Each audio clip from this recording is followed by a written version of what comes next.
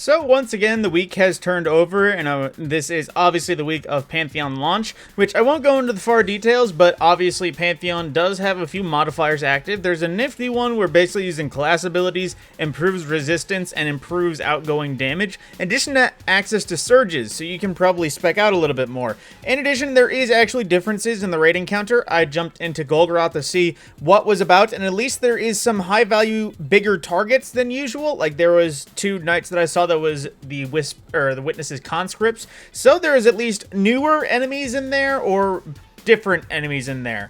But as well, talking about Into the Light, obviously Superblack is available because the last 2 weapon quests are here for both Blast Furnace and Luna's Howl.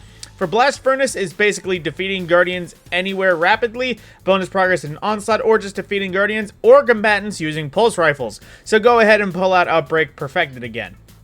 And then for Luna's Howl as well, it's defeating combatants with precision damage from hand cannons anywhere in the system, bonus progress for final blows in Onslaught, and defeating Guardians with hand cannons. And at that point, once you complete those 2, you can get the Superblack Key Omega, which if you did throughout the weeks actually get access to all of Shax's things and completed Key Alpha, then you'll be able to go ahead and claim Superblack again, in case you didn't know how that worked.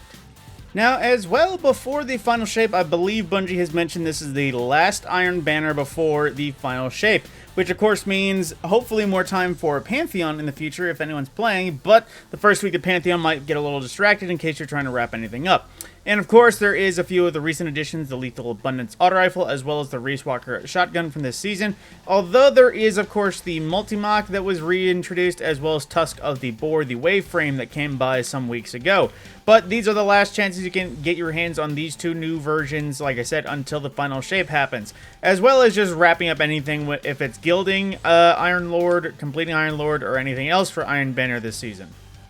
Now, I'm going to try to just keep everything streamlined and get a little bit better at describing some things. So, the current active booster is Double Gambit Ranks. Of course, you know what that means. If you want to go after anything rank-related, just want to grind up things, get free Gambit engrams just at quicker pace, you can go ahead and play some Gambit. Otherwise, you know, there's not much else reason to go there. If you're looking to get into the Nightfall, the current active one is the Corrupted, which isn't a very hard one for Grandmaster, but at the same time, it is the Wild Style Grenade Launcher, which is a nifty double fire. I know I've been enjoying it a little bit. I'm not sure if it is a grand hit among the community, although I've definitely been enjoying it, so I might recommend finding at least a loadout for your fun guns. In terms of the Crucible, we have Clash and Showdown, and the Crucible Labs is Hardware Supremacy, which, if you don't recall, hardware is basically guns only, with very few limited movement abilities. They nerfed, like, I think you still have your class abilities, like the Hunter Dodge and everything else, but pretty much anything extra, aside from the basic jumping, is no longer there. In terms of our rotation stuff, so we have Presage for our current weekly farming mission, which of course means that is anything Season of the Haunted or Dead Man's Tale related, so if you want to get your hands on some of that stuff, now is the week for it. And our weekly farming raid is in the Garden of Salvation. Now, once again, this is a raid that doesn't have a random drop exotic, it has a quest exotic. And it doesn't have any red borders to go after, it just has general rolls, and they're still quite outdated. So, yes, it might be able to get a few god rolls of old weapons, but it's not going to be anything really up to date with 3.0s, it'll be quite outdated. As well, the farming dungeon is Spire of the Watcher, which, yes, does have Artifice Armor you can get if you want it, but I wouldn't recommend farming here legitimately. It would only run if you need Hierarchy of Needs. That is a personal favorite bow. It has some nifty setups you can get, as well, you know, finishing the Catalyst because you can only get it from Master Mode on that. From our raid challenges, right now on Crota's End, we have Conservation of Energy, which is the... I'm trying to think off the top of my head. I believe it's First Encounter Challenge. Yeah, no, it's First Encounter Challenge in the Abyss. For Root of Nightmares, it is the Crossfire Challenge, which is the Bridge Challenge. Basically, you can't shoot across, or you have to shoot across the gap to trigger the jump pads. I keep forgetting the words. King's Fall is Hands Off, which I believe is, once again, Oryx Challenge, thinking that it was Golgoroth 2 weeks ago. Vow to the Disciple is Defenses Down, which is currently the 3rd Encounter Challenge, and Vault of Glass is the Wait For Challenge, which is Templar Challenge. Deep Zone Crypt, lastly, is copies of copies, and like I mentioned, Garden of Salvation is the farming raid, so all challenges will be active, and Last Wish will be Strength of Memory, which is basically just Riven. If you choose Riven, you'll do it by automatics. For Dares of Eternity as well, it is currently Vex, Cabal, and Crota for Dares of Eternity at that point. And from there, that is pretty much everything in the world rotations that we can actually get access to. And in terms of whether or not I'll be sticking to the more streamlined version, I will hopefully be going for that. Of course, if you want to see the modifiers, you can check out like.gg or anything else like that. But the modifiers typically don't change aside from the current active surges or the weapon surge. So if you want more specifics, go ahead and check out the activity yourself. See if you want to give it a whirl after I tell you what it is. But then getting into our Eververse stocks. So right off the front page, we already have a few shaders. Princely Presence, which is quite loud and shiny. But it also doesn't look half bad, I'm not going to lie. It's pretty damn nifty.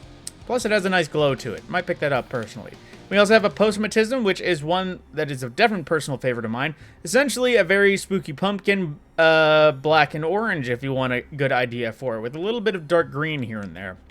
Then for a transmat, we have the Lattice Entrant, which is basically Vex, but recolored.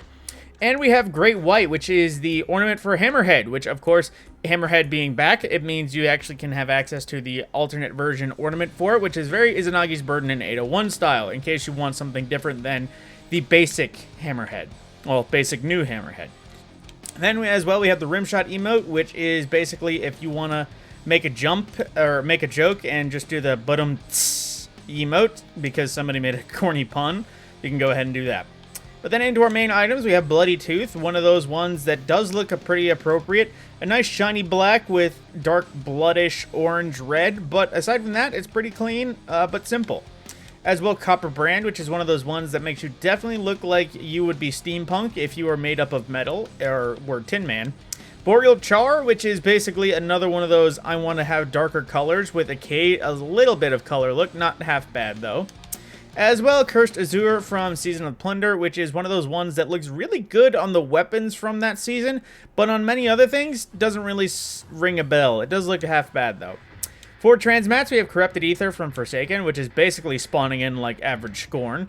Then we have Harpy's Cry, which is popping out of a Vex Oracle, essentially, or a Conflux, whatever it's called. And Dreaming Shimmer, which is quite, you know, I almost made a joke, but I'm just not going to. Then we have Destructive Wizard for our main ticket items, which I'm assuming is somebody accidentally or doing the Avada Kedavra meme, but it seems to be kind of infinite. And then you just kind of have a little poof, but then I guess it just ends.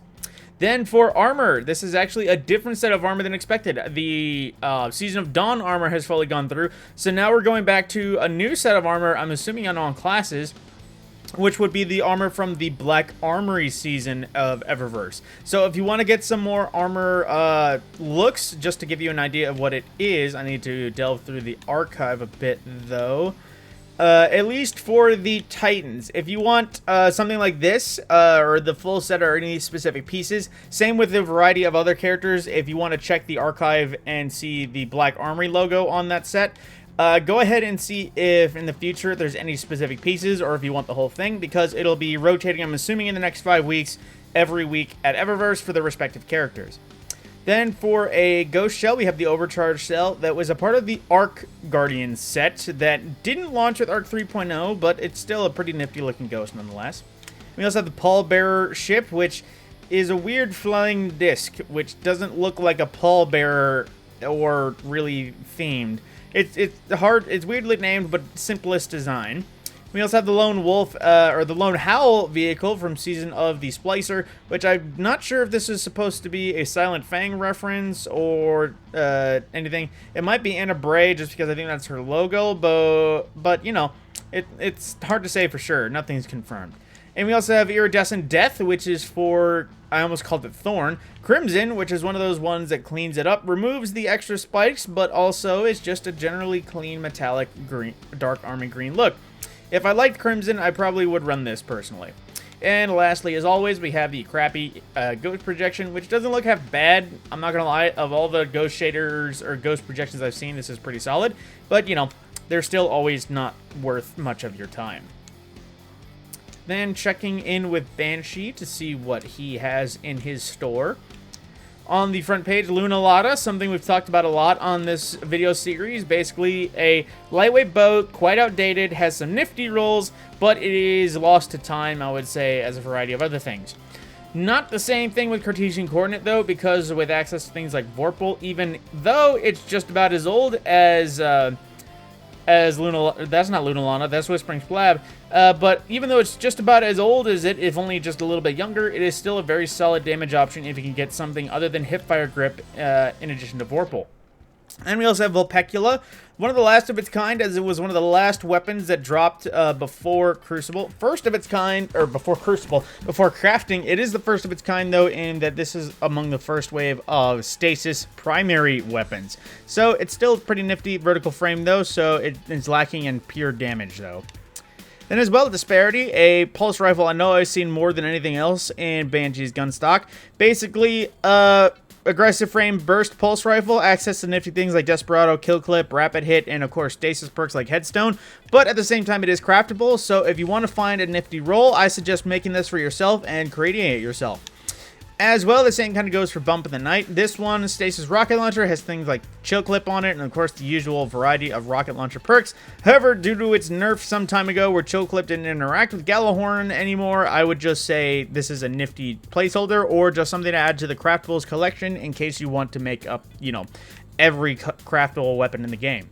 Then, as well, for the shaders at 801, actually relevant for Blast Furnace, we have Refurbished Black Armory. In case you want to turn the old Black Armory weapons into the original black and red that they came with, now is the time to do that, because here is access to, of course, that black and red shader. Although, of course, I do think there is a different, just straight up Black Armory, black and red. I mean, if you want it to look a little, you know, I said Black Armory too many times. If you want their original look, this can get you a little bit closer to it.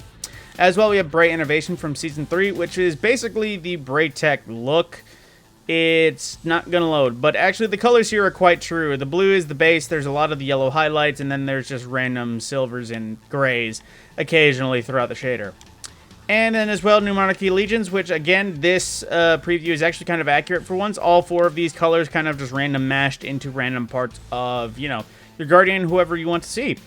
But from that point, of course, that is it. I might be doing another chill stream later where I grind out the rest of Onslaught and, of course, do weapon quests to, you know, unlock Superblack and the variety of things. But as well, Archie is once again roaming throughout the universe, so I'll go ahead and put out a guide for that when, you know, once I start looking for him, because I decided to do this one first. With that, my name is TheMadScorpyon. I will see you in the next video.